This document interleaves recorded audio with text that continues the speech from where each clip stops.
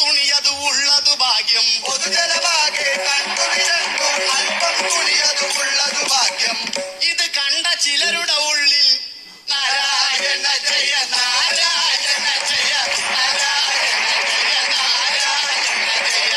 ഒരുവനതുള്ളിൽ ഊതിയുദിച്ചു നടിയുടെ കൂടെ ഫോട്ടോ എടുക്കാൻ.